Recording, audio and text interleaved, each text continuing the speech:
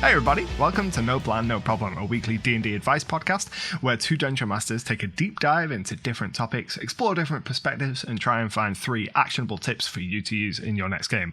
I'm your Dungeon Master Anto. And I'm a variant human, Matthew Perkins. You can find my stuff across the internet at icarus-games.co.uk. And you can find my stuff over at matthewperkins.net. So today, Matt, we're going to be talking about feats. So feats are an optional rule that you can use to replace the ability score bonuses that you get every 4 levels, and they represent kind of a specialization of your character, learning new skills and taking on new abilities. Okay, an optional rule. I don't know anybody that doesn't play with feats, do you? No, but technically they're an optional fool. An optional rule. They're an optional rule, Matthew. So I've got an adventurer here named IrishWolf93 from RD&D Next over on Reddit, and they want to help us with this first tip. And what they have said is, what do you usually take at level 4? Ability score increase or a feat? My party all took feats, but I took an ASI. We're all new, and I'm curious what the veterans think. And now, Anto, I will just explain here that the option is, with feats, is that when you have every 4 levels, right, you can take an ability score increase and get stronger or more dexterous, or you can take a feat. Yes. So what feat do you normally take at level 4? I mean, it depends entirely on the build and the kind of game that I'm playing in or would be running. Sometimes I'd prefer to take something that's more mechanically advantageous, but other times I just really want to lean into the character and I'll take something like Actor. It sounds like this person, this IrishWolf93, it sounds like they are concerned about power. Yes. Like they're saying all of the other party members took a feat, but I took an ASI. Am I putting myself at a disadvantage here?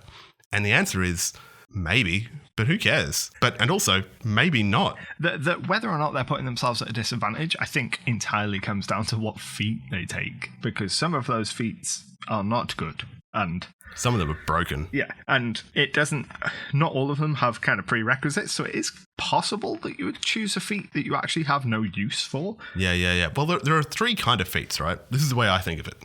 There are feats that, and it's kind of like a Venn diagram. Picture 3 glorious circles before you, and they intersect in all kind of different ways. One of the circles is strength in combat. There are some feats that make you stronger in combat, right? Mm-hmm. There's another kind of feat that lets you kind of bypass or ignore some rule, like a feat that says, hey, you can carry so much stuff now that if you're using encumbrance rules, you don't have to use them anymore. Or one that says, if you're swimming, then you don't have to pay attention to the swimming rules anymore. Mm-hmm. And the third kind of feat is just miscellaneous. Yeah. So the first 2, those are usually going to make you better in combat. But the third one, miscellaneous, that's the one that I always pick because that's the one that's going to make your character more interesting. Yeah, I completely agree. I think that assessment of the 3 kinds of feats, completely accurate. And depending on what kind of feat you take is going to depend in terms of like balance where you end up. But certainly from my point of view, I think people worry too much about balance. Yeah, absolutely. Because the Dungeon Master is the arbitrator of balance. Yeah. The game is as balanced or as unbalanced as they care to make it.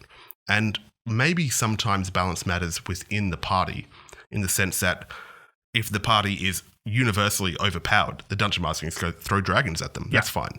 But if the Dungeon Master is underpowered, they can throw goblins. But if they're a mix, then suddenly the goblins are too weak and the dragon is too strong. Yeah. But even then, the Dungeon Master can fix that problem. Yeah, the Dungeon Master controls who is targeted, and that's just one of the many ways in which you can mitigate some of that balance. But I think that inter-party balance is much more important than just overall balance. I don't balance any of my encounters. I throw things at my players I'm pretty sure that they're going to murder them every single week, and somehow they're still alive. And somehow they're still your friends. That's the amazing part. I know, yeah. He tried to kill us earlier. Some feats are definitely demonstrably better than others, like linguist that lets you speak languages. Someone takes great weapon masters, they're going to be decapitating linguists all day. Yeah. Or like there's keen mind, which lets you remember text. I've never had to remember anything in my whole life. I forget everything and I succeed for some reason. Some of the feats, like Keen Mind, I think is a really good example. Some of the feats seem like they're built just to poo-poo on Dungeon Masters. Like, you can accurately recall anything you've ever seen or heard within the past month. I can't recall that as the Dungeon Master. I have no idea what I've said in this very sentence. How am I expected to know what I said in the past month? What the hell, wizards? Like, what are you doing to me? Oh, God. You know, there is a resource that I use out there from a fella called ThinkDM, and he has a website which is thinkdm.org.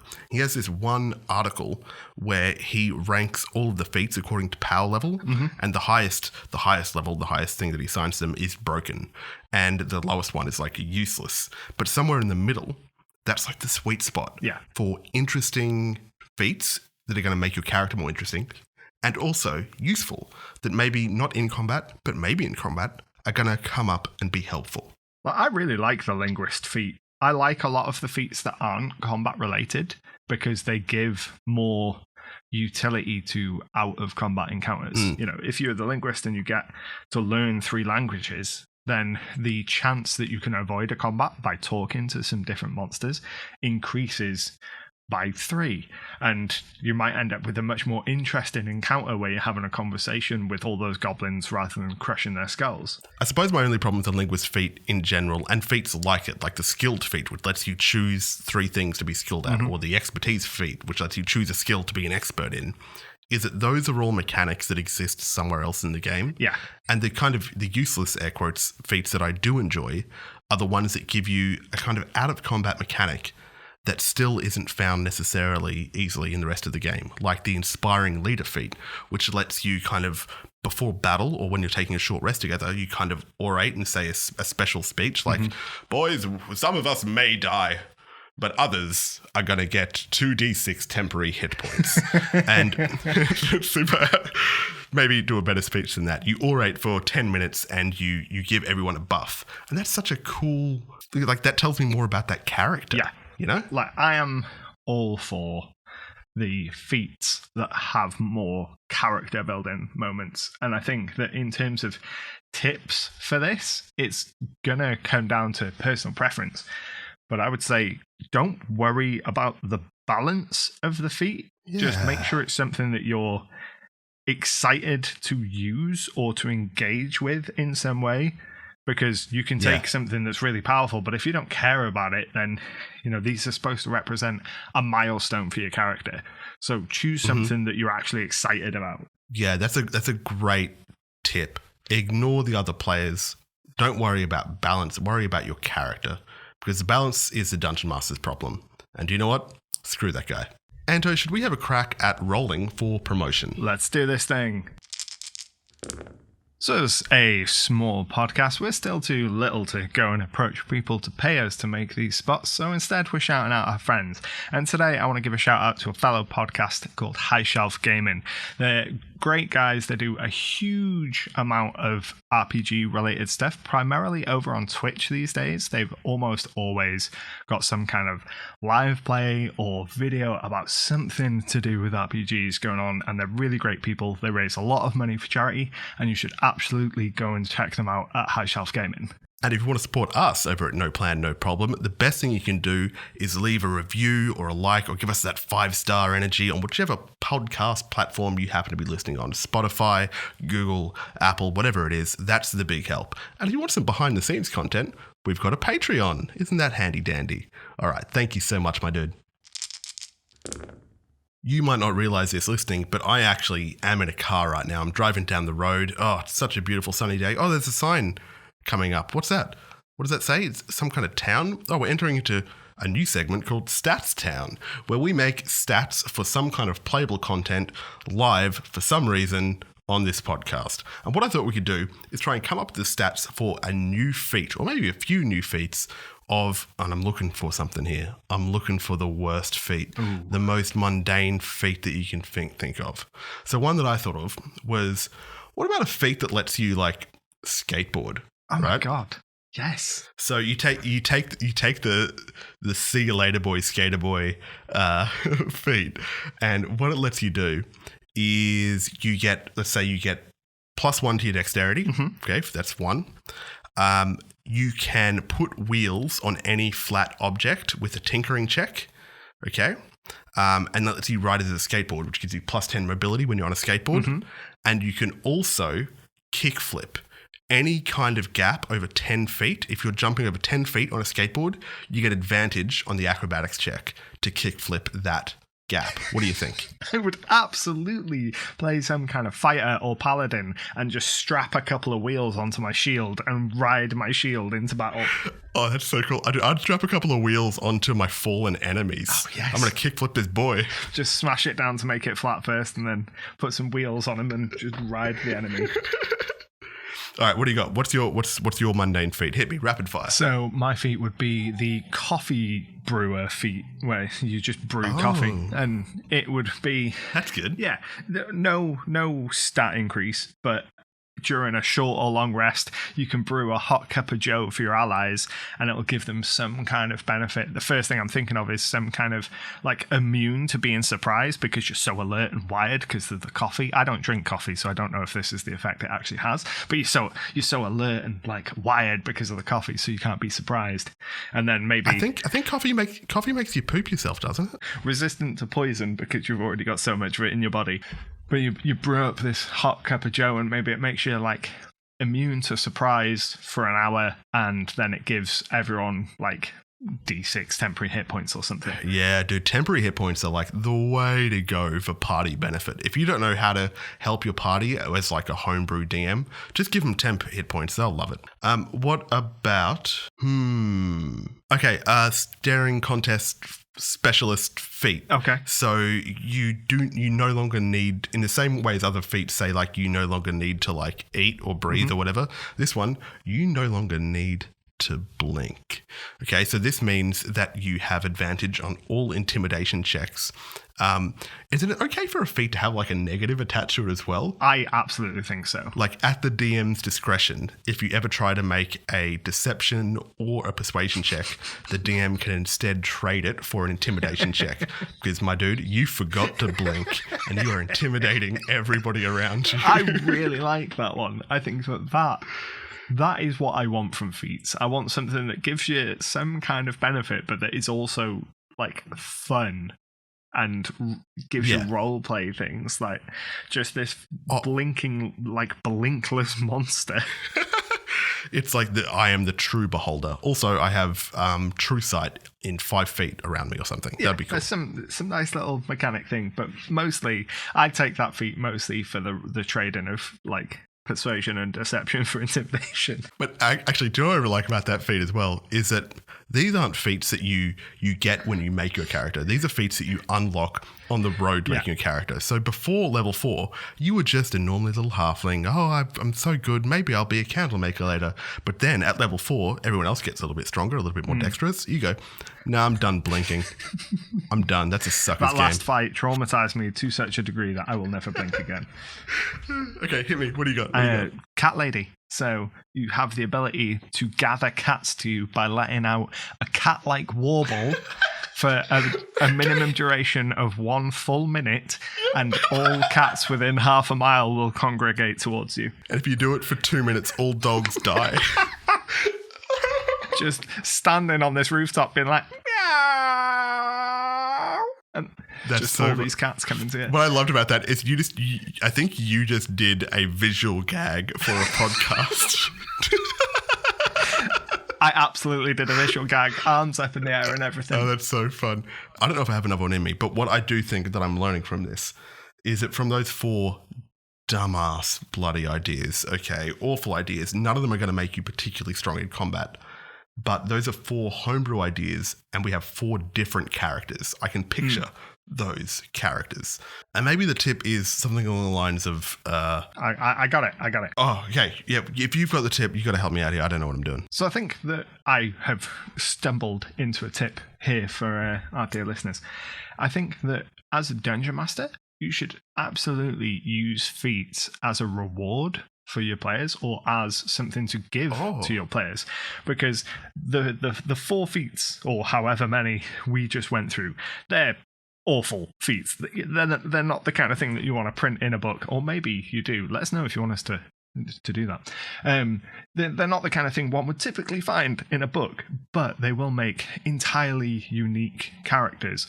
And I think that rewarding a player, or maybe punishing a player, by giving them a feat after some landmark event or some moment of character growth is a really good way to offer something really unique to your player. Be like, right, okay, you've really gotten into coffee over the last couple of sessions, so I'm going to give you the coffee brewing feat.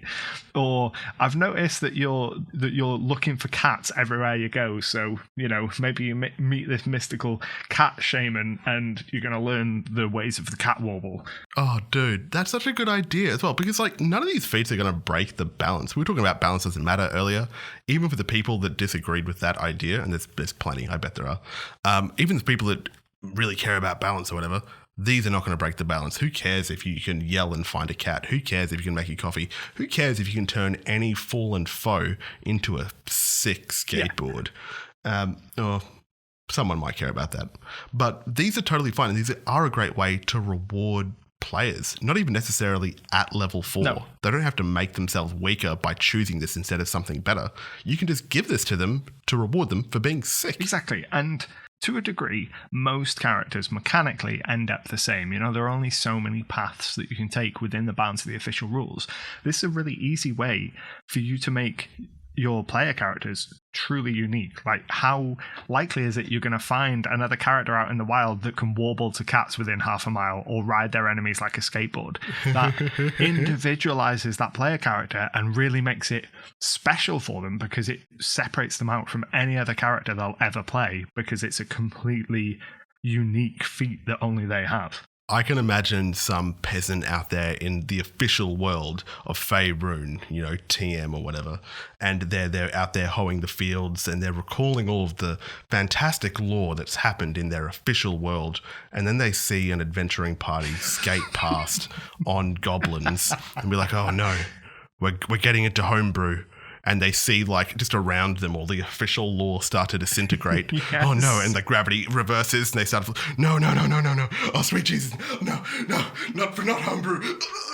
Killed by homebrew. That's tip 1, done and dusted. That's tip 2, done and dusted. What about tip 3? What do you got for me, Anto? Okay, so the prompt for our next tip quest comes from Numenera Erin over on r/D&D, and they say that feats make encounters less interesting, not more interesting. Oh. And I thought we could discuss this. Now this is tricky, and my allegiance is split here, because Numenera Erin, I'm presuming, is a fan of like the Monty Cook game Numenera, right? And I really love that community. They are such a lovely, supportive bunch of people that have really supported me throughout the last year of me making content. They're great. I love their ethos. I love that community. But damn it, Erin, are we going to fight about this? Erin, what are you doing to us?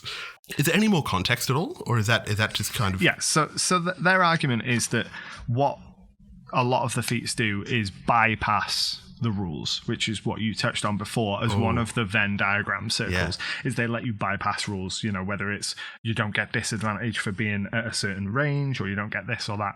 And their argument is that actually makes encounters less interesting, because you're reducing the number of variables in the encounter and making it more into just I roll, they hit, they take damage. And there's no, I'm too far away, so I've got to reposition. It's just, I can hit you no matter how far away I am, and there is no drawback to that. Yeah, okay. I suppose that might be true if you really enjoy combat.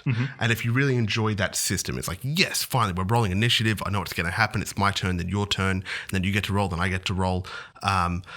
But if you really feel like that's a good system, anything that kind of breaks that or twists it in a different kind of way or lets people ignore those very special rules, you wouldn't enjoy it. I don't like combat. I think it's boring. If combat goes for more than 3 rounds, I start to look at my phone. And dude, I'm the dungeon master. Do you like combat? Let's say that there were no feats. Do you like combat? It depends. Like a lot of things. Okay. Combat against a bunch of minions? No. Minion combat I do find quite boring. set piece combat, I really enjoy. And what I mean by set piece combat is either the enemy they're facing has got a set of abilities that make the combat interesting, or they're fighting in a location that is in of itself interesting, or a combination of the two, ideally. I really enjoy those combats, things where things can change every single round, and at the start of every round the players have got to adjust to some new piece of information or new threat. Those kind of combats I really like. Just standing in a line and hitting each other, I'd rather cutscene that. Like, Oh look, man, I'm trying to side with Aaron, because I like Aaron. Let's work this out, buddy. Some feats do make combat more boring. Yes, that's definitely true of some feats, and I can even name them. Sharpshooter just makes you do more damage. Yeah. And sharpshooter is like an optional kind of opt-in thing, but there is a mathematical threshold where you should always go and do your sharpshooter shot. Yeah. Same with Great Weapon Master, which has a similar mechanic. And then there's another feat called Lucky, which lets you, if you ever do a crap roll, you can re-roll it. And I think at least all of those three, they make the whole game boring. But yeah, maybe not just combat. The sharpshooter one, definitely just combat, because it only applies during combat. But that's mainly gripes with specific feats. Yeah, I don't think feats as a general thing make the game or encounters less interesting just across the board, because as we just did in the last segment, we can make some pretty interesting feats. I think that a lot of the combat feats are made in such a way to remove obstacles, and to my way of thinking, the obstacles exist for a reason. They were intentionally designed. These things didn't just fall from the sky and make it into the book. Someone decided that there would be these drawbacks for doing certain things. So kind of circumventing them should either be something that is a kind of landmark moment for your character, like, oh, everyone knows that it's really hard to shoot this far, but now I have achieved such a mastery of archery that I can do this, in which case lock it behind a level kind of paywall. Yeah, because if you're level 4, paywall. just microtransactions in D&D. Pay me. But if someone took like Variant Human and took the feat and took Sharpshooter at level 1, they would be a world-class bowman at level 1. And it creates this kind of dissonance for me between the fiction of the world that the rules and the feats present versus a level 1 character or a level 4 character.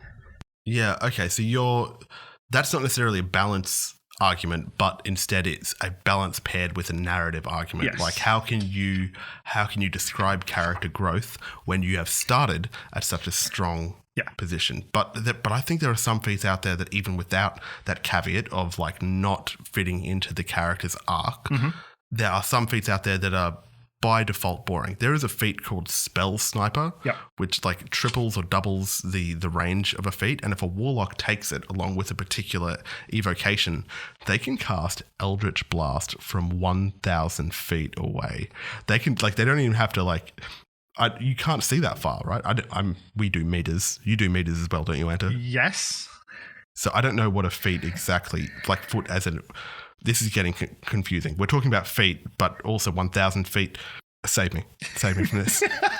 1,000 feet. I agree with you that there are some feats that just seem to be completely uninteresting in almost all senses of it. They are mechanically beneficial, but they're not interesting. You don't take them because you look at it and you go, I'm excited by that. You take it purely for the numbers. Yeah, and I bet that there's a whole suite where it's like, if you had a party of optimizers, they would all take the same feats. Maybe this person's saying, because this would be uninteresting. If Aaron was saying, because these feats are mechanically beneficial, we only see the same characters acting in the same way coming over and over again. Yeah. All of the archers are sharpshooters. All of the melee people are great weapon masters. Yeah. And everybody else is lucky. Yeah. I agree with that. Cookie cutter characters suck. Yeah. And that's I think that's like the antithesis of what I want from the feat system. I don't want a system that encourages everyone to take the exact same feat. I want feats to be something much more individual and much more interesting in whatever form that takes, so that people look at them and go, oh, that's really cool. I'd really want to use that for reasons that aren't just it adds another 1 to my dice roll. Do you ban feats? No, I have feats in my game. I don't ban feats, all of them. I do ban lucky though, because Yeah. the way it affects the maths really drives me mad. So I ban lucky, and I also ban keen mind because, as I said earlier, I don't want to remember what happened in exact detail within the last month. And I straight up tell the players that, in our session 0, I told them which feats were banned and I told them why. And I think that is important if you're going to ban a piece of content, to kind of explain the why. Yeah. I said to them, I'm going to ban the lucky feat because of the way it affects the maths of the game, but we're going to kind of make up for it in other ways. I'm going to ban the keen mind feat purely because I don't have the mental capacity or the note-taking ability to roleplay that feat in the way that it's written. I ban the lucky feat as well. And the reason that I give is because the lucky feat, which lets you, when you have a bad roll, it lets you re-roll 3 times a day. The lucky feat kind of fetishizes success. And for me, D&D is about interesting failure. Yeah. And I want to teach and train my players to fail in very fun ways. When my characters and players fail, it's not a punishment. It's just, okay, that's the way the story's going. And we make it interesting no matter what. Yeah. I don't want them to fetishize success and try and succeed all the time and get angry when they don't succeed. Oh, that's not fun for me. Yeah, that's the thing. I want to create an environment where failure is at least as interesting as success. And I think that giving the players a kind of redo button, which is what the lucky feat is, if you misroll on something, you just, it's fine. Because it includes saving throws as well. So it does include death saves because they are a saving throw. So they could die and be like, no, I'm going to use my luck point. I'm not going to die. I'm going to use all 3 of my luck points until I roll a 20 and get back up. Mm-hmm. And that's not juicy. Boo. You should die like the rest of us. Yeah, exactly. Come on, you're bloody immortal. But regardless, Aaron, Numenaire Aaron, if you're out there listening, even if you think that feats make combat less interesting, they still make characters more interesting. And if you ever worry that your combat is not interesting, then like Anto said, you can enhance that by adding really cool combat set pieces, or in other ways by adding like crucial timers or crazy situations or alternate goals. There are all kinds of ways to spice up combat, and feats do have a role in not necessarily combat, but character development.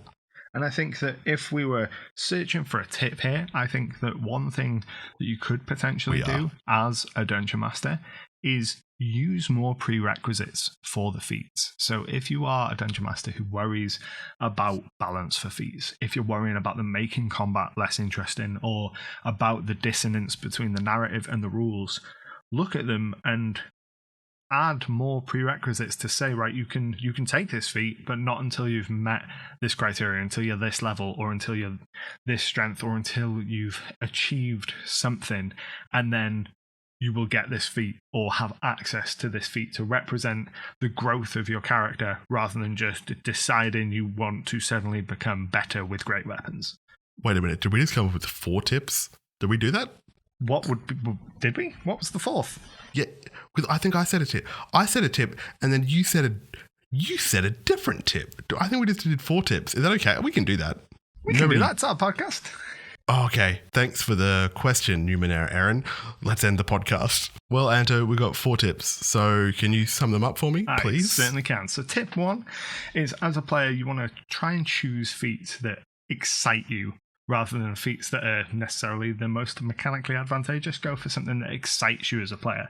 Yes. Tip number 2 is, as a dungeon master, you want to reward the players, or consider rewarding the players with feats and decoupling feats from that level 4, level 8 ASI bonus thing and give them as character rewards. Maybe even make some weird and unique homebrew feats to reward the players in ways so that they feel truly special.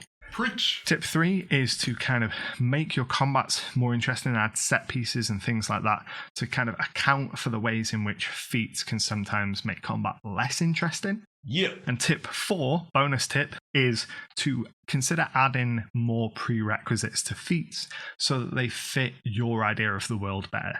There's nothing to say that Great Weapon Master has to be a level 1 ability. You can make it so they have to be level 8 or whatever. It's your game. Feel free to adjust things to suit your game. Having 4 tips kind of reminds me of like when you're writing a birthday card and you run out of space and it's just like, oh no, we've got to cram it in there. Oh, no. Just it's slowly getting smaller and more slanted at the bottom of the card. Yeah, well, you get a bonus tip. I hope everybody likes it. And if you really enjoyed getting 4 tips instead of 3, hey man, subscribe to literally everything we have and talk about us constantly. Hey, my name has been Matthew Perkins. You can find all my stuff over at matthewperkins.net. And my name is Anto, and you can find all my stuff at icarus-games.co.uk. The song that's playing us out right now is called All Together by a band called House Hats. And thank you so much for listening. This has been No Plan, No Problem. Hey, hey, hey, we're right, we're right.